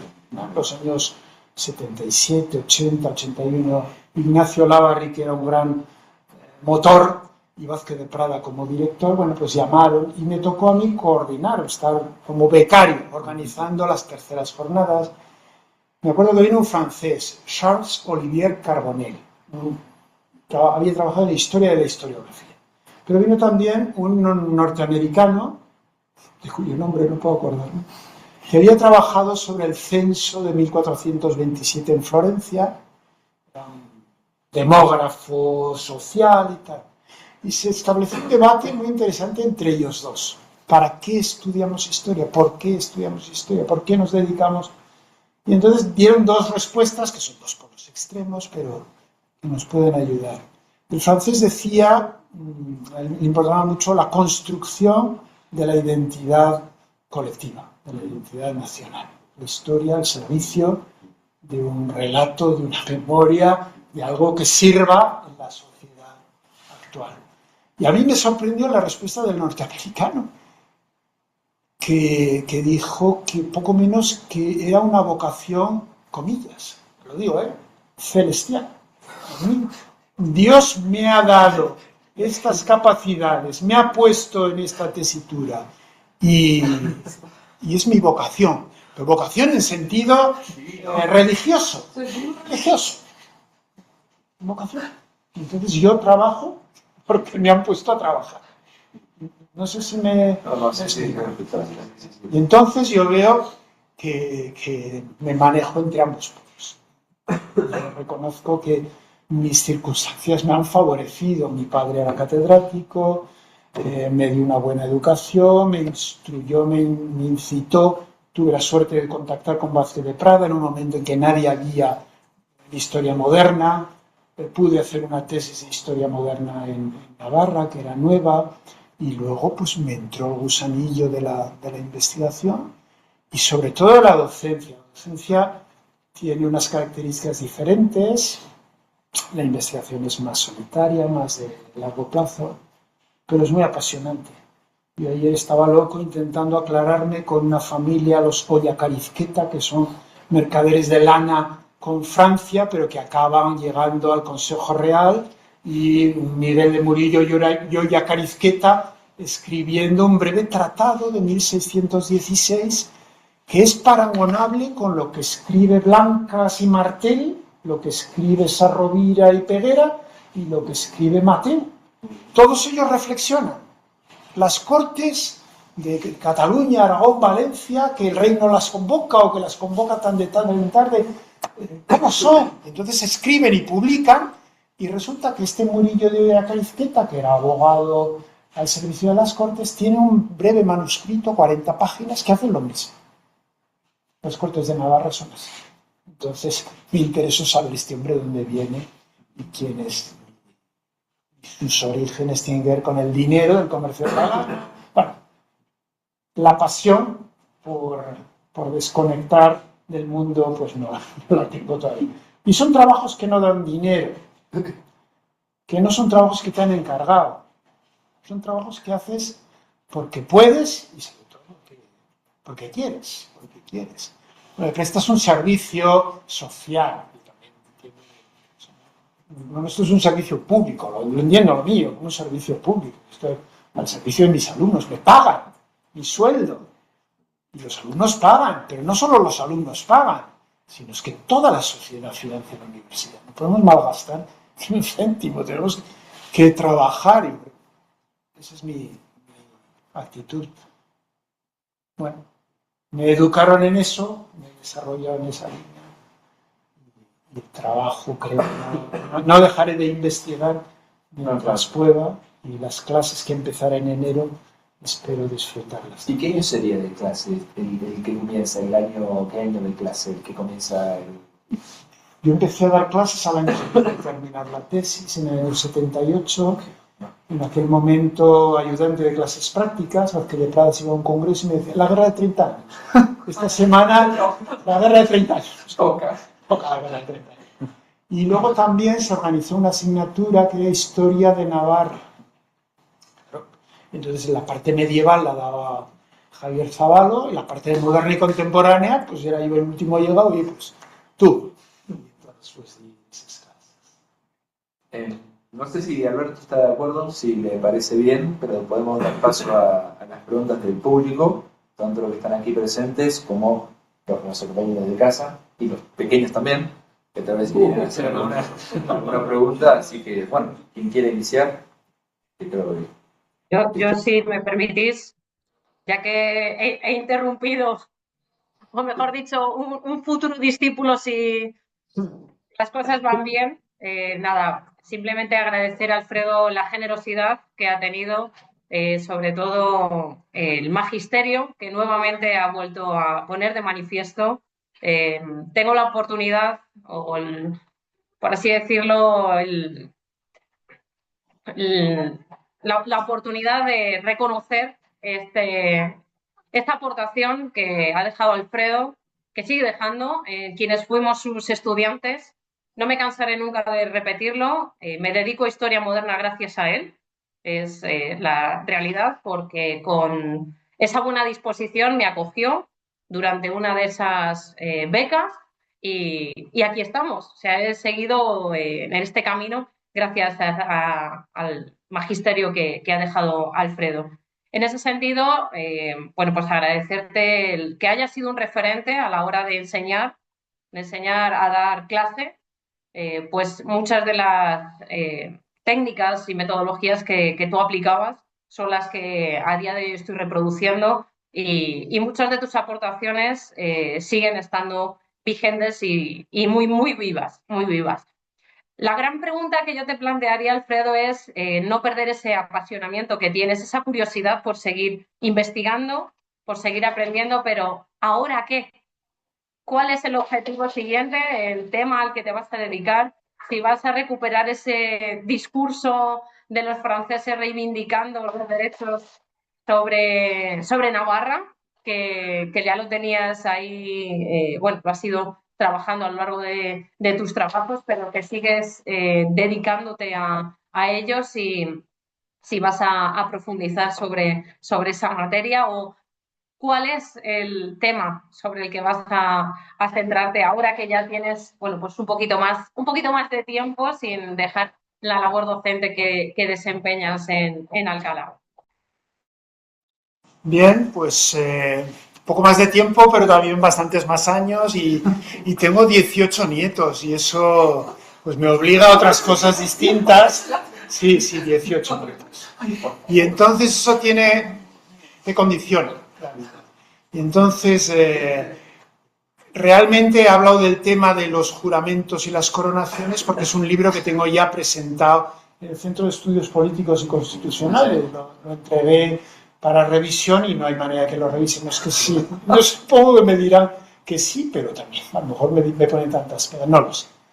Y este otro trabajo que mientras tanto estaba sobre Murillo de Ollacarizqueta y él se titula Instrucción sobre las Cortes. Cómo funcionan las Cortes, pues eso me está entreteniendo ahora. Pero tengo cosas pendientes. A lo largo de los años, pues por lo menos yo, que trabajo muy artesanalmente como francotirador, pues he ido trabajando historiografía. Un poco la cuestión es cómo los navarros se entienden a sí mismos, escriben sobre sí mismos. Los grandes debates, hay grandes debates que moldean la identidad de los navarros, beamonteses, agramonteses, la incorporación de Navarra a Castilla, la relación con Francia, y entonces toda esa larga historiografía, pues en trozos la he puesto en algún momento, pero necesito revisar en conjunto a ver qué pasa. Y me gustaría mucho poder hacer un estudio tradicional sobre la Navarra de Felipe III y Felipe IV, ver cómo esos años decisivos, porque hay mucha documentación que no se ha trabajado, por supuesto Simancas, Guerra, pero Cámara de Castilla, que no hay manera de encontrar, pues hay muchos asuntos que bueno, tenemos una visión muy administrativa, muy poco política, pero ya veremos qué es lo que puedo hacer entre tantas cosas. Con 18 años y todo. Por eso. Y luego que las facultades van mermando y poco a poco hacer lo que puedes. Y luego trabajos de síntesis que te encargan. Tengo, pues hace poco me pidieron para un diccionario Oxford sobre el gobierno de la monarquía española, pues un texto de 20 páginas sobre el Consejo Real de Navarra. Te piden vosotros me habéis pedido sobre Carlos II, sobre la nobleza, pues tienes que, digamos, poner al día cuestiones que tú dominas, que pueden ser útiles para otros. No es una investigación de primera fila o de, como se dicen los científicos, no es una investigación básica, sino aplicada, pero también es necesaria hacerlo. Pues un millón de gracias, Alfredo. Yo también he tenido el privilegio de ser amigo tuyo en Alcalá y me alegro muchísimo de verte también y de escucharte. Mi pregunta es muy breve y es, con toda tu experiencia, que imagino que a lo largo de los años habrán ido surgiendo también otros retos, que siempre parece que ha habido apocalipsis, pero luego los acabamos superando. Ahora en nuestra disciplina tenemos el reto de la inteligencia artificial y me gustaría saber qué piensas al respecto y cómo nos podemos adaptar. Y si sobreviviremos. Pues no lo sé. La verdad es que me pillas, que he llegado tarde a tanto como eso, realmente. Yo soy un poco escéptico. Cuando yo empecé a hacer reconstrucción de familias, que era el año 77-78, parecía que las máquinas nos permitirían leer los libros sacramentales, la imagen, que podrían leer la letra, es el nuestro caño. Que las máquinas nos podrían resolver el engorroso trabajo de juntarnos mismos. Las máquinas no lo pudieron hacer. Realmente tuvimos que hacerlo nosotros. Yo no sé, la verdad es que los recursos actuales es impresionante, la posibilidad de acceder a fuentes, acceder a bibliografías, son increíbles. La inteligencia artificial no la tengo, no sé hasta qué punto es un paso más en este facilitar información, facilitar fuentes, no lo sé. Pero dudo mucho que vaya a hacer preguntas interesantes o preguntas inteligentes, no lo sé. Realmente yo creo que no. No lo sé. No, lo siento, no he tenido ningún contacto mayor con ella. Soy escéptico, quizá, en general. Sí, Antonio, por favor.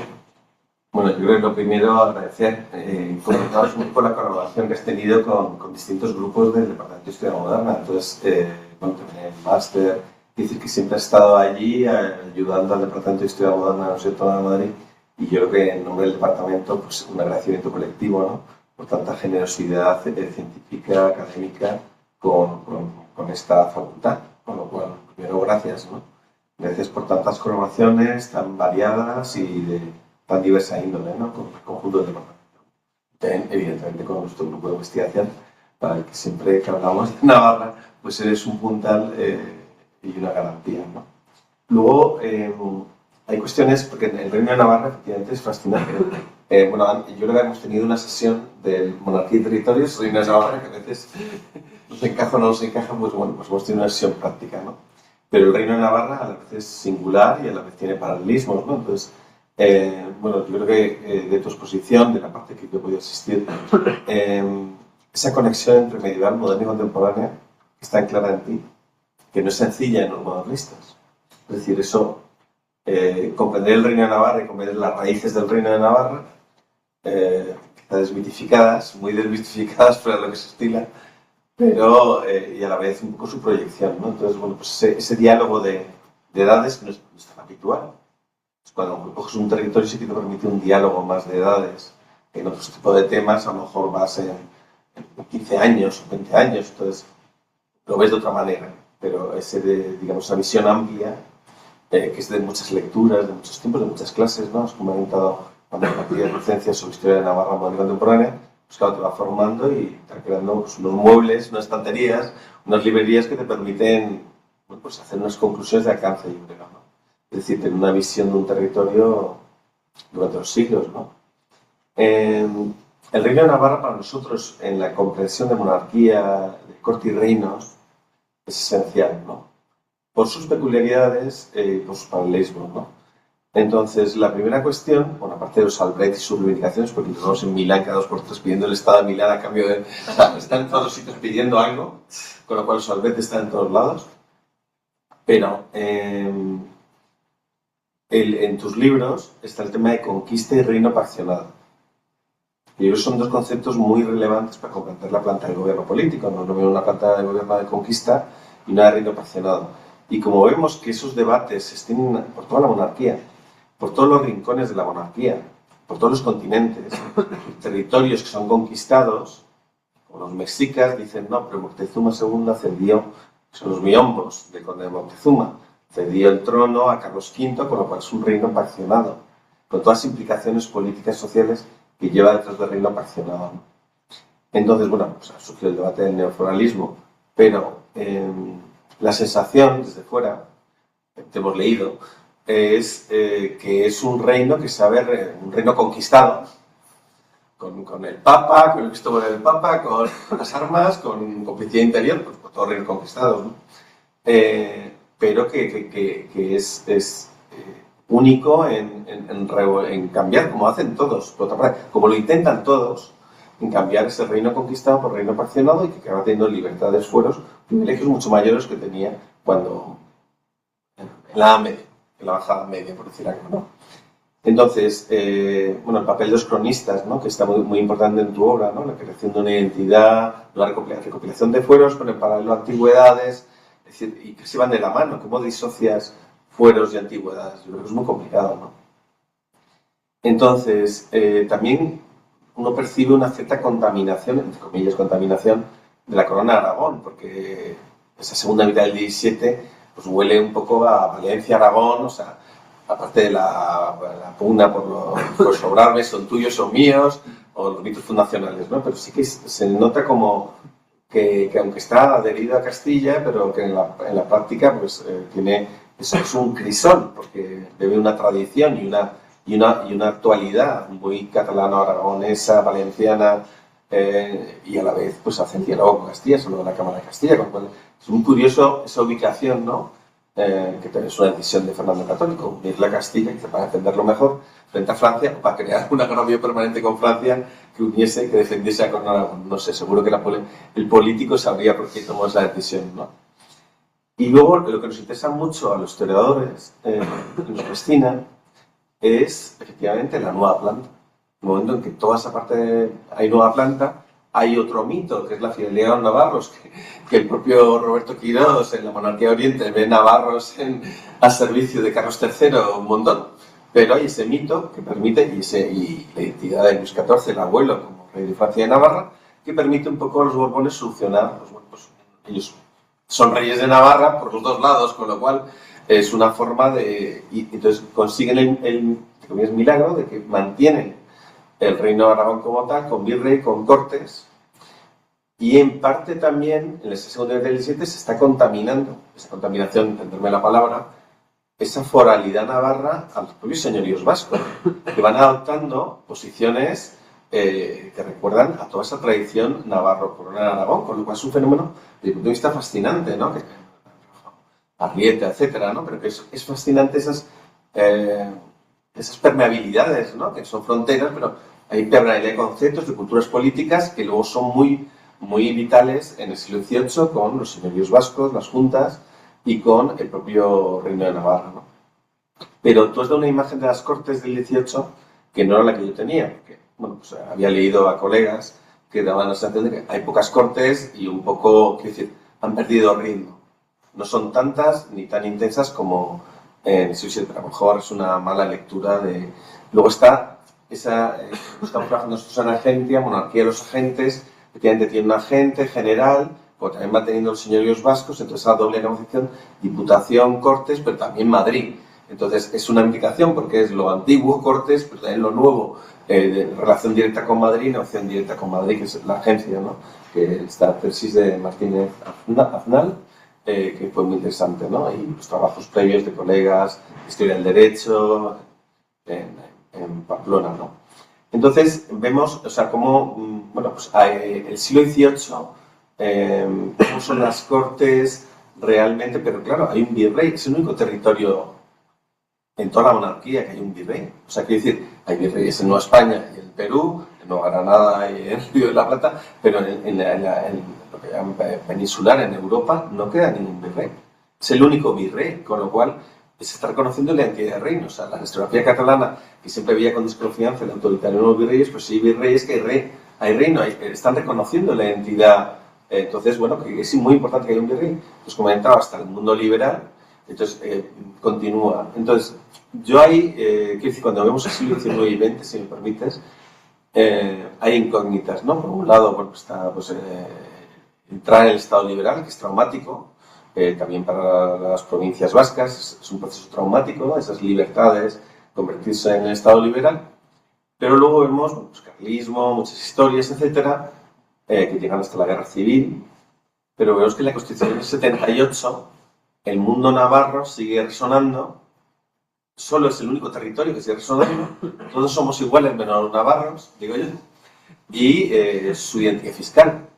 Entonces, ¿cómo un reino paccionado, un reino conquistado se convierte en reino paccionado y llega hasta la Constitución del 78? Bueno, esto es un poco uno de los desafíos. Te he hecho una pregunta muy sencilla, como has visto. Corta, pero es que yo creo que tiene tanta sustancia.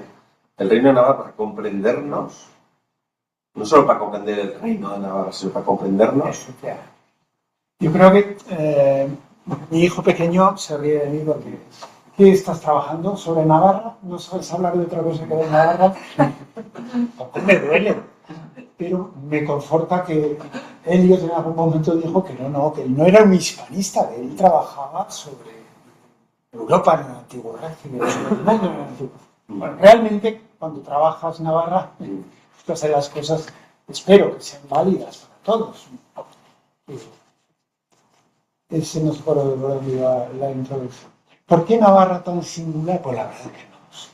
Pero sin duda alguna la conquista es un hecho militar, es una imposición militar, pero en unas circunstancias que favorecen que haya que tener mucho respeto y cuidado con los navarros, una frontera muy delicada, un asunto complicado, y entonces los navarros aprovecharon eso para, como los guipuzcoanos, les he dicho muy bien, los vascos o los mexicas, pues cambiar, inventarse una incorporación de otra manera.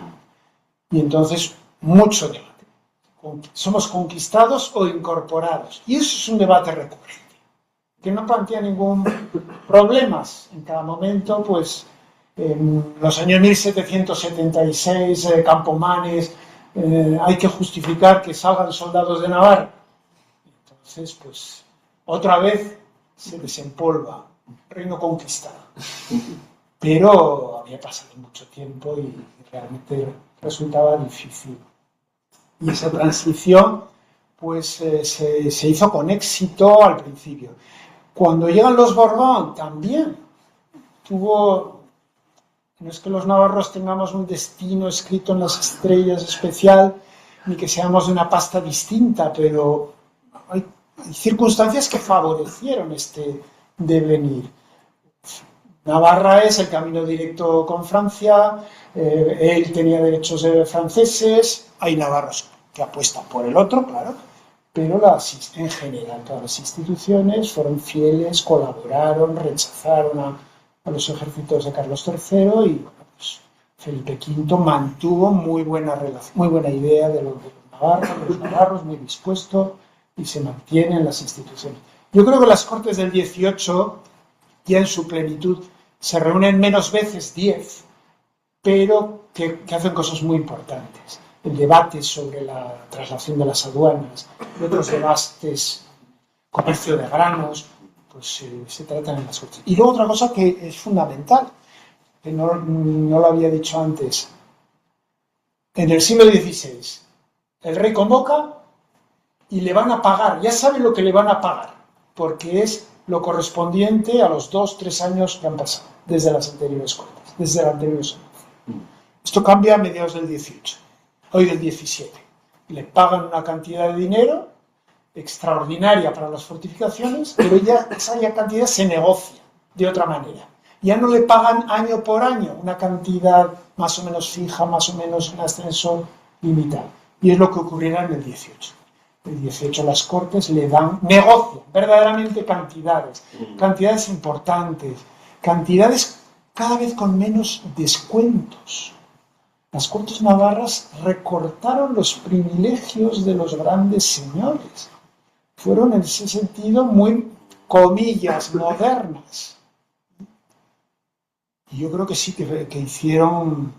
¿Fueron modernas porque eran modernas o porque a lo mejor la baja nobleza o ciudades... Claro, frente a los la grandes nobleza que los tenía, señores, la nobleza que más tenía, costumbre. sí, ajustaron de todo. Ajustaron de todo. Se cargaron los viejos sistemas medievales, cuarteles y alcabalas, e introdujeron un sistema de contribución más moderno, con respecto a la población, yo creo que por la propiedad también, y por lo tanto con menos exenciones, menos privilegios. Y luego el gran cambio de 1839 otra vez fue la oportunidad de un grupo revolucionario, Yanguas y Miranda y otros pocos, liberales exaltados, que coparon la Diputación y estuvieron dispuestos a negociar un arreglo rápido. La ley de confirmación de fueros, pero inmediatamente los navarros negocian, son las Cortes las que imponen la solución de 1841. Los vascos se resisten, no quieren negociar, perderán los fueros en 1876, pero los navarros en el 41 han amarrado cosas muy interesantes. Han hecho rápido la transición, más rápidamente, y han conseguido amarrar ciertas cosas sobre el control municipal, sobre el dinero, y en ese sentido el régimen foral navarro tuvo, digamos, esa ventaja sobre el vasco. Y luego en la última guerra civil, pues el carlismo navarro se movilizó en masa a favor de la revuelta militar de los mandos luego franquistas. Punto. Se terminó la explicación. No sé si es la casualidad que ha favorecido esta larga historia de continuidad de un régimen peculiar, una identidad peculiar. Yo sospecho que también los navarros han generado una identidad nacional colectiva que no ha molestado tanto en España como los nacionalismos vascos y catalanes. Ser navarro no plantea ningún problema en ningún sitio. Ser catalán o ser vasco, creo que crea más suspicacias. Sean suspicacias razonables, viscerales, yo no quiero ir a Cataluña porque eso es para un país extranjero, como le he oído a alguno, absurdo, o estos vascos, no sé. Los navarros, de momento, no lo sé. Bien, no sé si... Sí, por favor, sí.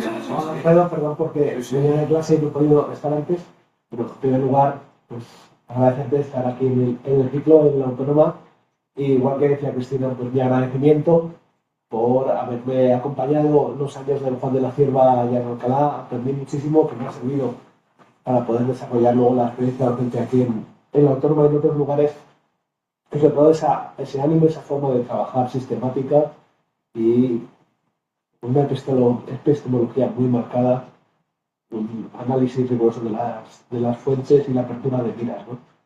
Es algo que siempre te estaré muy agradecido a ti y a Alicia por la oportunidad que disfruté allí.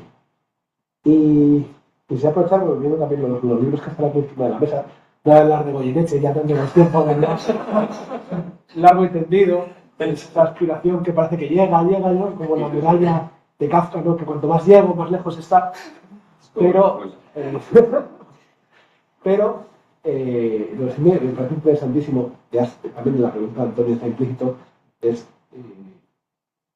cómo en el siglo XVI, XVII o XVIII la historiografía, la cronística está al servicio, ¿no? Cómo se genera en los discursos, se genera una historia viva, ¿no? Es decir, está construyendo la propia cultura política del momento. En cambio, como en el siglo XXI, creo que no nos hemos alejado en buena manera también de lo mismo. Es decir, la pregunta es muy directa, es compleja y controvertida, ¿no?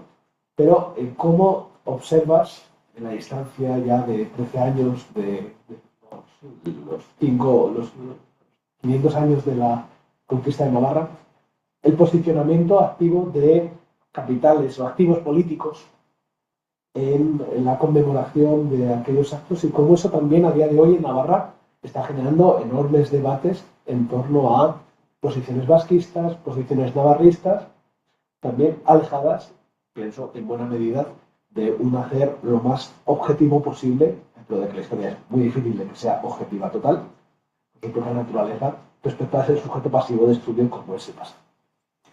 El problema es que la historiografía está al servicio de, bueno, pues del poder y los que pagan.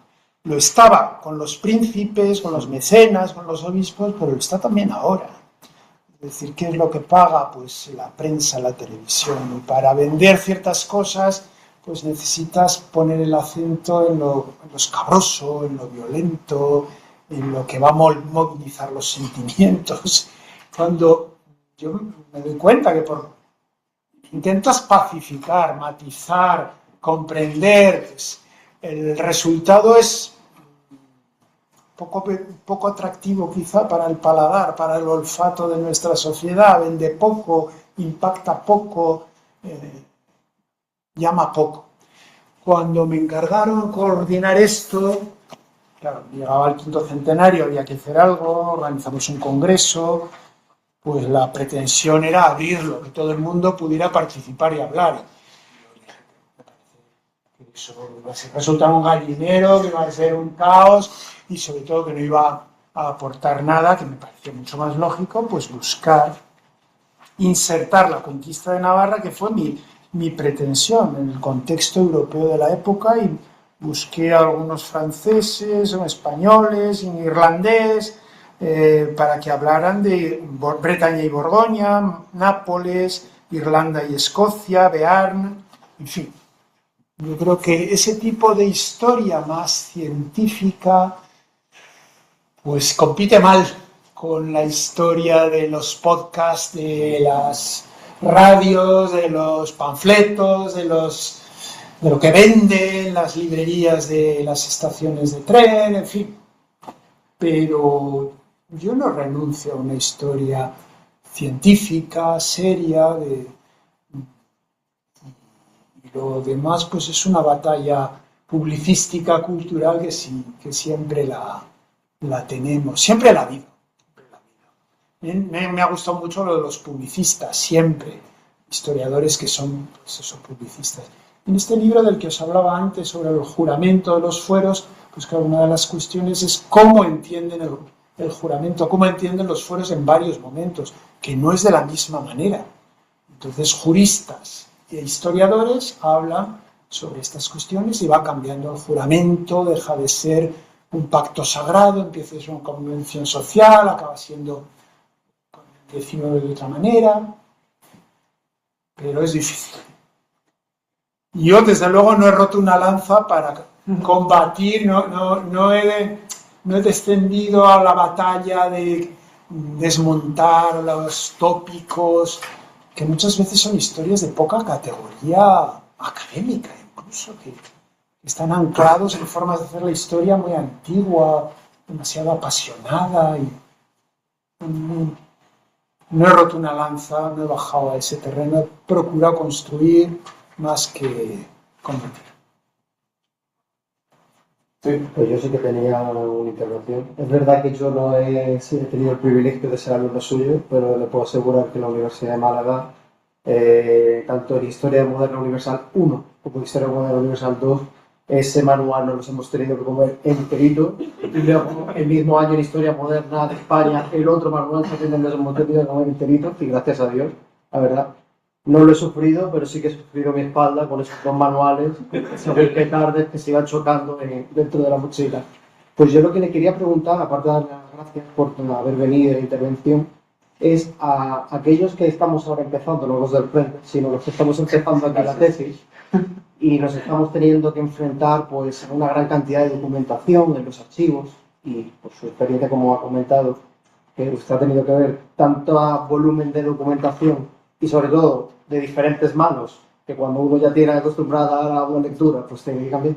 ¿Qué consejos nos daría a la hora de tener que poner límites a un gran número de documentación, tanto cuantitativo como a la hora de extraerlo del archivo, y también no solamente cuándo cortar, sino cómo gestionar esa cantidad de información a la que ahora pues, nos tenemos que enfrentar los que estamos iniciando la tesis.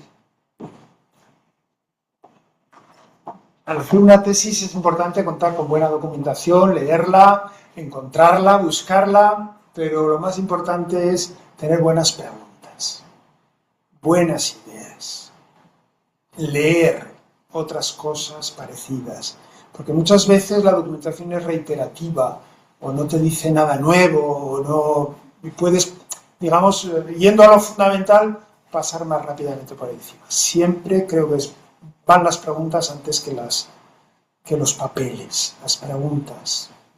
Yo recuerdo, lo comenté antes en el café, cuando hice la tesis, tenía mucha información y conocía muy bien la demografía, la economía. Al final digo, ¿y qué es esto? La merindad de Estella en la Edad Moderna, los hombres y la tierra. ¿Qué dice a mis compañeros de Valencia y compañía? ¿Qué sentido tiene todo? Y eso es lo que más me costó. Pero es lo fundamental. Eso es lo fundamental. No establecer si fulanito se juró los fueros tal día y no tal otro, no, sino qué sentido tiene todo el proceso. Comparar.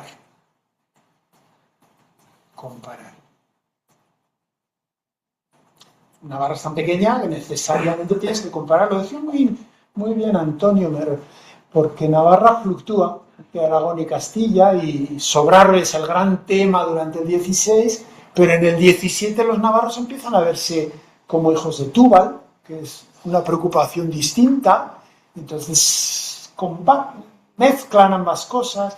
Sin duda alguna las instituciones navarras, los navarros de la segunda década del 16 miraban con envidia a los aragoneses, les parecía estupendo. Pero cuando hay la revuelta de Aragón y cuando las dificultades de Aragón, pues ya no tanto. Entonces Castilla es muy interesante y es que es muy sencillo. En Castilla se proclama al nuevo rey, se le aclama. Esto en Navarra no existía. Se implanta a la muerte de Carlos V, pero sobre todo a la muerte de Felipe II. Los navarros toman de Castilla eso, con naturalidad. ¿Sí? ¿Por qué no? La pureza racial, la pureza ideológica, la pureza tantas veces es antinatural. Y entonces, pues, una Navarra pura no. Una Navarra que bebe, que aprende, que adapta, que desarrolla cosas distintas. Bien, si nadie tiene más preguntas, tanto los que están aquí como los que están en sala, y si Alberto está de acuerdo, damos fin a esta séptima charla de este segundo ciclo. Agradecemos mucho esta clase prácticamente de Rey de Navarra hasta tiempos muy recientes. Esto creo que nunca había sucedido, llegar a literalmente el siglo XXI, pero en fin, ha sido baja media, 1978. Muchas gracias, profesor, porque ha sido, creo que hablo en nombre de todos cuando digo que ha sido extraordinario, hemos aprendido mucho, hemos conocido al autor, no es una persona que está en el aire, sino que no responde a las preguntas.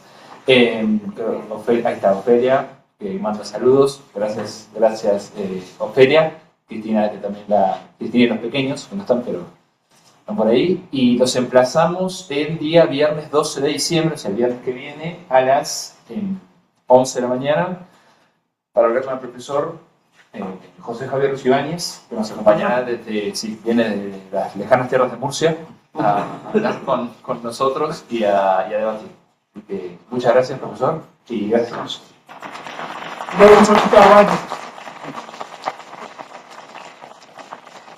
Es lógico extenderse en el arco cronológico. Navarra es tan pequeña que de otra manera no podía hacerlo.